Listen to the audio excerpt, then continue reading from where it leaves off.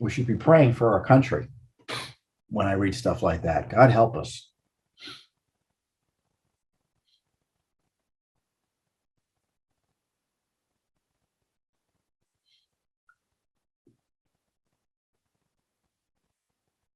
I mean, it's worth a pause to pray for the human beings whose bodies were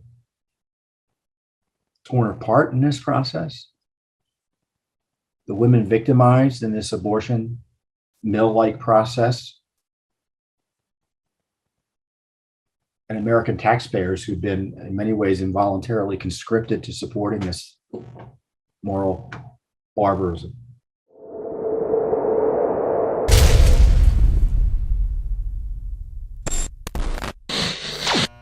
Similarly, we have documents that, and this is a topic that we've uncovered documents previously on, and it just gets worse and worse in terms of the barbarity, which is documents concerning the trafficking and use and misuse of organs from aborted human beings. And in this case, we were representing a Center for Medical Progress who had sought information about a human organ harvesting project at the University of Pittsburgh, funded with your tax dollars. And the documents are shocking. We received 252 pages of new documents that reveal that the Health and Human Services Department, specifically NIH and Fauci's agency, gave nearly $3 million to the University of Pittsburgh's quest to become a tissue hub for human fetal tissue ranging from 6 to 42 weeks gestation. By the way, 42 weeks is typically 2 weeks past a normal pregnancy. Again, we filed them. We found the documents thanks to a FOIA lawsuit we filed on behalf of our client, the Center for Medical Progress, after it failed to respond, after HHS failed to respond to an April 2020 request for the information. The documents reveal the aims of the project listed in the original 2015 proposal from the University of Pittsburgh were to develop a pipeline to the acquisition, quality control, and distribution of human urinary and genital organs and functions, so that's what that means, samples obtained through the development 6 to 42 weeks gestation, and generate an ongoing resource to distribute fresh developmental human genitourinary samples from various stages, again, 6 to 42 weeks, to the GUD map, which is the Genitourinary Development Molecular Anatomy Project Atlas projects. In the proposal, the university notes it has been collecting fetal tissue for over 10 years, including liver, heart, gonads, legs, brain, and other tissues, including kidneys, ureters, and bladders. They said in 2015, we dispersed over 300 fresh samples collected from 77 cases. So those are human beings. The collections can be significantly ramped up as material could have been accrued from as many as 725 cases last year. So University of Pittsburgh is upset that they didn't have your tax dollars to harvest the organs from hundreds of unborn babies who were killed through abortion. The Health Sciences Tissue Bank at Pitt is, quote, embedded within the Department of Pathology, thus providing rapid access to very high quality tissue and biological specimens.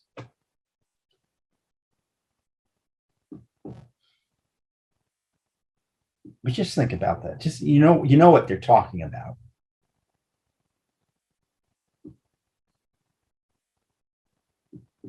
We should be praying for our country when I read stuff like that. God help us.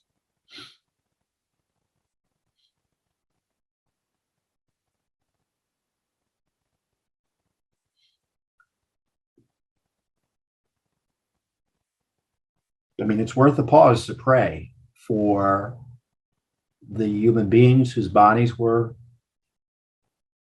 torn apart in this process, the women victimized in this abortion mill-like process,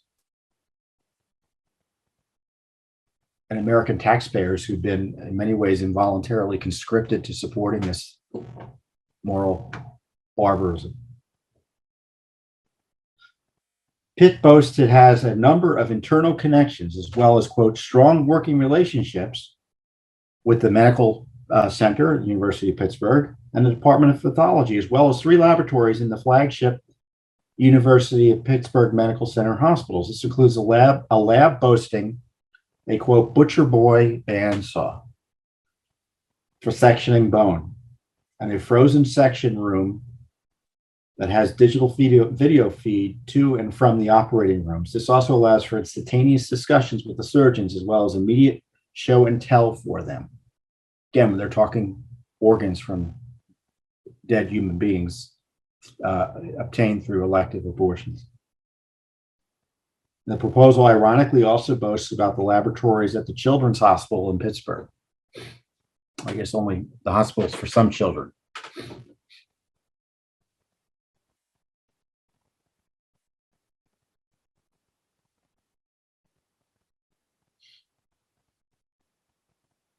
And we talk about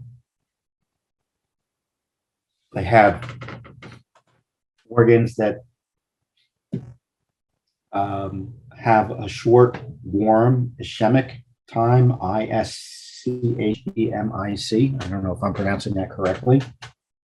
To keep it at a minimum to ensure the highest quality biological specimens. And what that essentially means is the amount of time an organ remains at body temperature after the blood supply has been cut off. So essentially fresh organs, and they're boasting of it.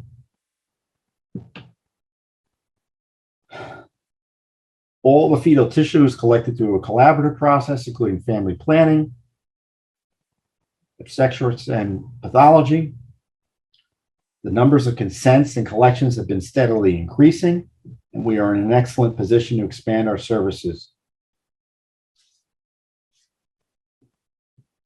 with your money again. Pitt anticipated being able to harvest and distribute quality tissue and cells, and do not anticipate any major problems related to the acquisition and distribution. Their target goal is to have available a minimum of 5 cases, tissues, and if possible, other biologicals per week of gestational age, again, for 6 to 42 weeks. So that means these are unborn babies aborted after viability. Now, I know there's a debate about when an unborn child becomes viable. There's no question it becomes viable within the time frame discussed here.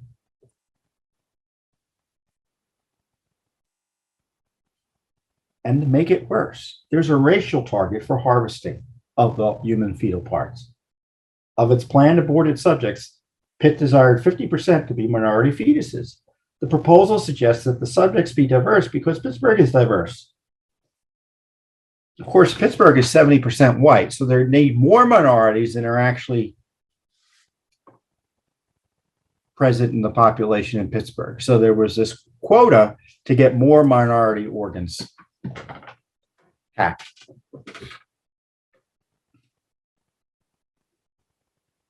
Documents show NIH has funded at least $2.7 million so far for Pitt's human tissue harvesting and hub. So that's, again, NIH. Part of that is Fauci's agency, which is the National Institute of, Allergic and Infectious Diseases. So I know there's all this concern about Fauci's agency funding gain of function. Morally speaking, that pales in comparison to what Fauci's agency is funding here. Don't you agree? And our friends over at the Center for Medical Progress, I want to see what they said about it.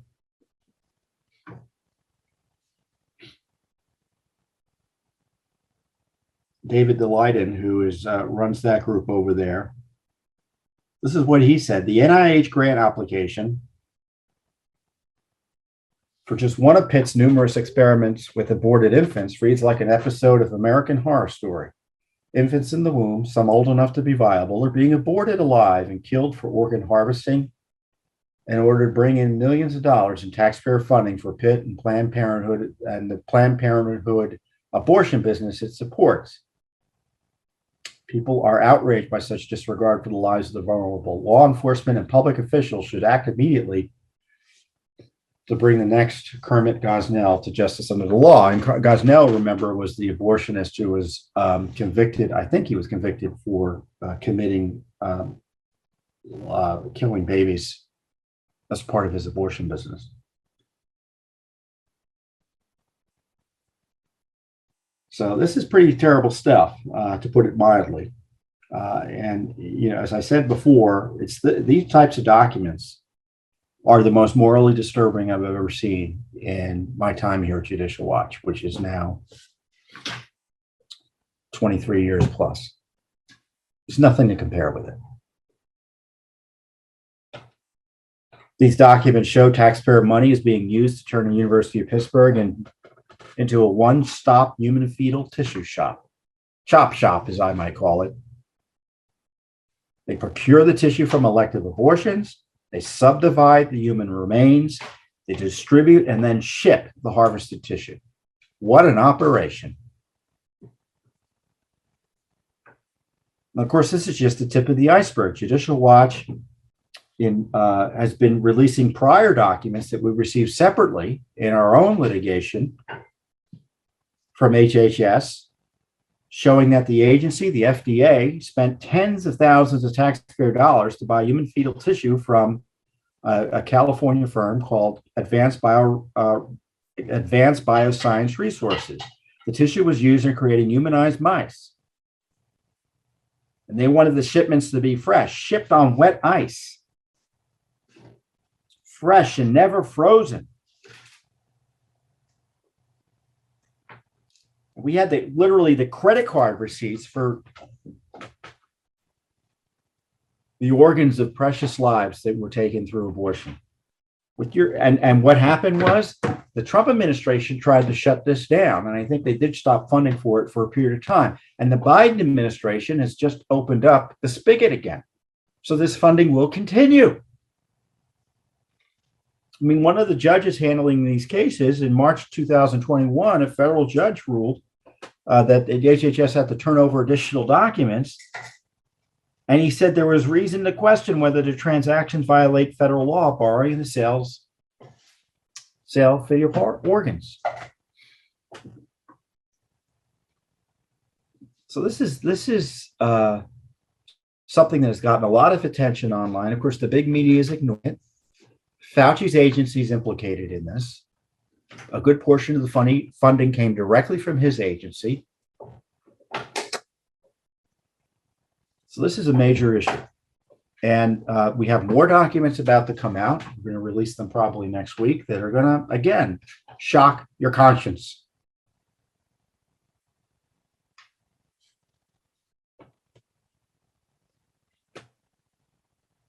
So this is probably some of the most important work we're doing, at least morally, exposing this and hopefully in the end stopping it as part of the resulting public outrage. But we'll see. The Biden administration is completely out of control. So it's going to be a tough haul. And all we can do, and I think it's a moral imperative, don't you agree, that we continue to uncover the full truth about fetal organ harvesting paid for with your tax dollars. Thanks for tuning in. Be sure to subscribe to our YouTube channel to catch all the latest news from Judicial Watch.